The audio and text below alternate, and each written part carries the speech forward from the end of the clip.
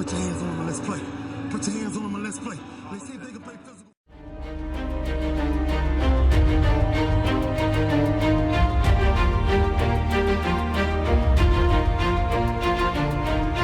Ready? Let's go! Here we are again. Coach Santacroce. Mr. Valenti, how are you? We're back. Not that we're just back. We're back again with another victory.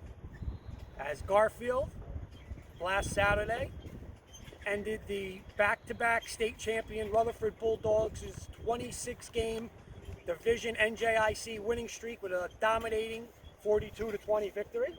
Congratulations. Thank you. Congratulations. First time since 2015 that you're 3-0. Great win. Huge. Couple words. I mean, you had to be ecstatic. You're smiling this week. Look at him. He's got that little pep in his step, you know? No, that was a big one. That was a big one. I mean, you know, there's still a lot of football ahead of us. We're not getting ahead of ourselves, but that's a you know, statement victory in my opinion. That's a great program right there, and we were impressive on Saturday, and hopefully we can keep it going moving forward. Absolutely. So real quick, let's recap it. Start the game. Third play of the game. Interception, sets the tone for the game. Yep. You punch it right in. Yep. What do you have? I think an 18-yard run. What's the thoughts going through right there? Is it like, you know, a little like wow, or it's like we knew we could, you know, we knew this was on script? Just we're playing in the moment every time we're on the field. We're playing in the moment. We're not getting too far ahead. We don't think too far ahead. That touchdown was big though. It was actually one of our senior captain's first touchdown. And he's a fullback, so we're busting his chops a little bit. We're telling him that's not just a fullback run. Gets all the glory for the tailback. And that's not just your little 1-yard dive on the goal line. He made a good run with a stiff arm and a move. Run. Yeah, it was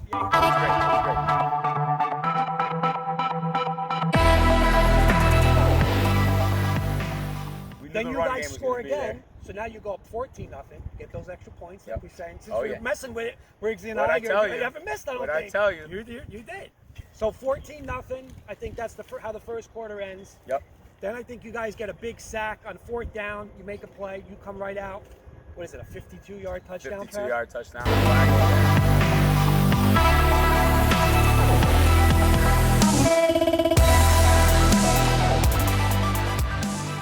So now it's 21-0. All right? Now that play, was it like a sudden change play or? No, it was just waggle. Okay, so. Just waggle. But first down, you guys did on a first down? Oh, yeah. First down. So boom, 21-0. Yep. I mean, they got to be shocked. I mean, this team probably hasn't been losing in, you know, once in 2 years. So you're on their field now, it's 21-0. Yeah. And then they go through, you know, reading it, what, an 11-minute, 17 or something play drive. 10-minute, 58-second drive. Yeah. So what was it, I mean, you know, was it more of like, you know, 3rd and short, 4th down, go? You know, it was like one of those drives, right? To be honest, it was a lot of penalties. So, you know, people were saying, how did you deal with them having the momentum at halftime? And my answer was... That was going to be my next question. I don't think they had momentum. For you to take 10 minutes and 58 seconds and 5 penalties against us to have to score from 1 yard out with a penalty in the end zone, which is questionable in my opinion. But I didn't feel like they had momentum. I feel like if that's what it's going to take for you to put points on the board, we're all right. That's absolutely. We're all right. So that's what like the question. You guys get to half. It's 21-7, right? They score last play half. Yep. How were the kids? They were fine. Ready to go. Ready to go. They're excited. They're excited to play. So. No. So you guys, he scores first play. Do you think that was more of the dagger for them, where they just had that, you know, 11 play, they get back in the game, they're going over, obviously, you know, changing up scripts and doing whatever with all their adjustments, and then bang, you bang them with a, you know, wasn't it?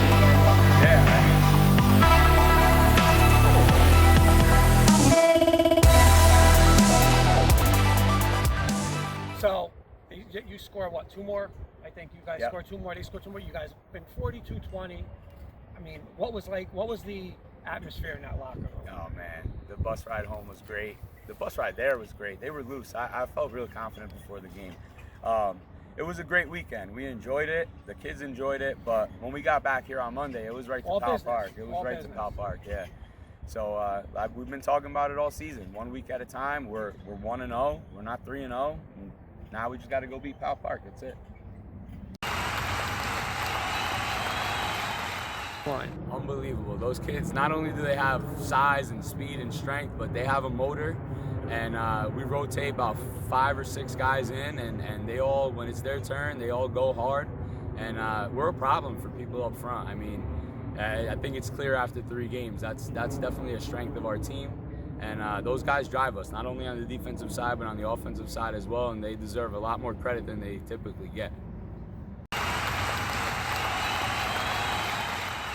Not only me, but our entire team knows this, and our entire team gives them the credit in that locker room. I just hope people on the outside know, because I mean, this week we were very blessed, very fortunate. Josue Matias had a great game. He won Athlete of the Week, but even he said, "My line is the reason it happens." And I think everyone understands that. They drive us, and those boys put in all the work, and they deserve every ounce of credit that they get.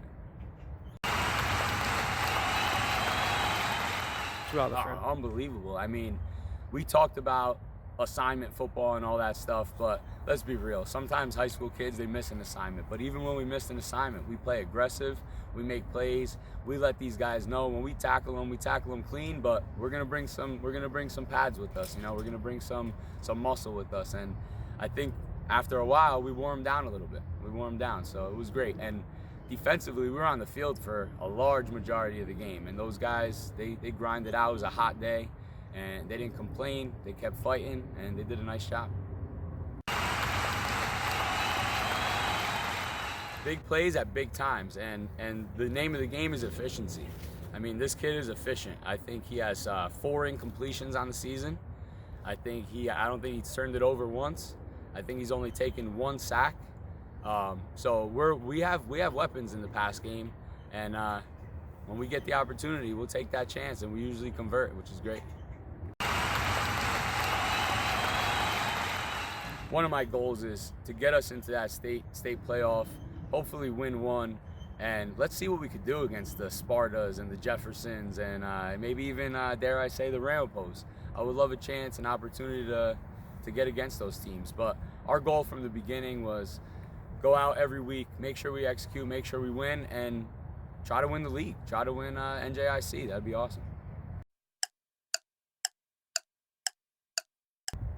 All right, here's our new segment. It's called 1 Minute with Coach Pete Santacroce. Let's do it. Taylor Ham or Parkwell? Taylor Ham. Favorite professional athlete of all time? Wow, the first one that popped in was Deion Sanders.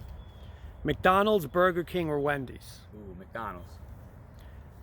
3 coaches you played for, any level, any sport, who inspired you? I better be one of these on this list. All right, Kurt Valenti, Little League, Giordano's Electric, Coach Steve Mucha, Garfield football, and I'll say my freshman football coaches, Coach Riggs and Coach Cayazzo. Those guys, I was new to Garfield. I was a Catholic school kid. I came to Garfield. I knew friends here, but to be part of the football program, you know how it starts in August and all that. Those guys inspired me to find my love in Garfield and all this stuff. So I gotta mention those guys. This is a Briggsy question. He always hits me with. Favorite movie of all time? Wow. I'd say Pulp Fiction. Favorite high school sports memory? Favorite high school sports memory? Can I say Rutherford on Saturday? Yeah. Rutherford on Saturday. Absolutely. There you go. Favorite song of all time? Another Briggsy question. Wow. Favorite song of all time? You know how many songs I like? Hey, give me one. Take a meaningful one. Oh man, I don't know. That one's tough. Skip. Come back. All right. You're stranded on an island. One thing you can't live without.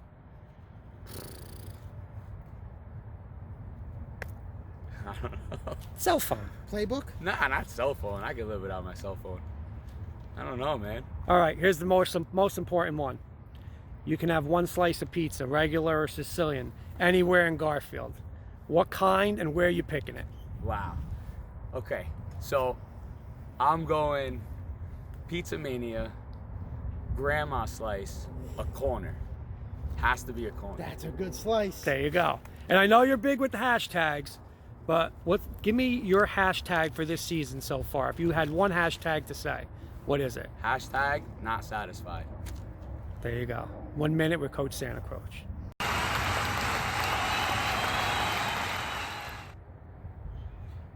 Now that was for the future. Rutherford's behind you. Yep. This week, brand new week. How do you feel about the game? The homecoming game. We feel confident. We feel confident. I mean, we've just been telling them, it doesn't matter who's lined up against us. It doesn't matter where we're playing, when we're playing, what time, how hot it is, how cold it is. We're here to play football. And whatever team's lined up against us, they're going to know they played the Boilermakers that day. And that's really what we tell them. That's it. Love that. That's the attitude that you want for your team. Absolutely. And I know you take it one game at a time. Yeah. But I was looking at the schedule. Looks like Warwick's going to be your Waldwick. Waldwick, excuse me. I always do that. It's going to be your toughest game. Absolutely, and it's setting up pretty nice. Last game of the season. Yep. Could be for the division championship or whatever. Have you been following them, or you just read the papers? Yeah, hear the same way I would follow any other team. Just checking up, whatever, seeing how they're doing. Next week we have a bye week and they play Rutherford on a Friday night. So I you're think getting we're making everybody it a there, point. right? Yeah, we're making it a point to get over there. I know years ago we get everybody together with the jerseys on and get to that game. Absolutely. That's what I want to hear. It's on the list. It's on the list. After 3 weeks of play, here are the NJIC Colonial Division standings. Garfield maintains a stronghold at the top spot with an undefeated record of 3-0. Waldwick sits in second place at 2-0, followed by 2-1 Rutherford. Glenrock and Lodi are tied for fourth place, each checking in at 1-2. Rounding out the bottom spots are Manchester and Palisade Park, both 0-2.